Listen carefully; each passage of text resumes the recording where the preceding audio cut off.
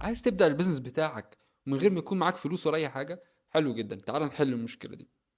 أنا هقول لك كام حاجة حرفيا هتحل لك مشاكل انت فيها، اللي انت عمال تقول نفسي اعمل بيزنس وبتاع مش عارف اتحرك، مش معايا فلوس، مستني مش عارف ايه والكلام ده كله. الخلاصة، ارمي نفسك في البحر، ارمي نفسك في البحر، في البيزنس هتعوم، هتعوم، هتتعلم كتير جدا. بص، لو انت عايز تعمل منتج معين، لسه يا عم انت عايز تعمل تي شيرت، انزل الماركت تعمل تي شيرت واحد، حاول تعمل تي شيرت واحد، ايا كان تكلفته كام، ايه هيعدي 1000 جنيه يعني، يا سيدي اتصرف فيها ال 1000 جنيه وحاول تعمل تي شيرت. عملت تي شيرت واحد، في خلال التجربه اللي انت هتاخدها في انت تعمل تي شيرت واحد دي، هي نفس التجربه اللي هتاخدها انت تعمل 1000 تي شيرت، 100000 تي شيرت، هو نفس الحاجه، نفس الناس اللي هتقابلها، نفس الحاجه اللي هتعملها، نفس الخطوات، نفس كل حاجه. فاعمل تي شيرت واحد. طب عملت التي شيرت وخلصت وعديت بالبروسيس دي كلها، حاول تبيعه، نفس البروسيس في كل حاجه، ايا كان البيزنس بتاعك، ايا كان البراند بتاعك ايه، اعمل كده.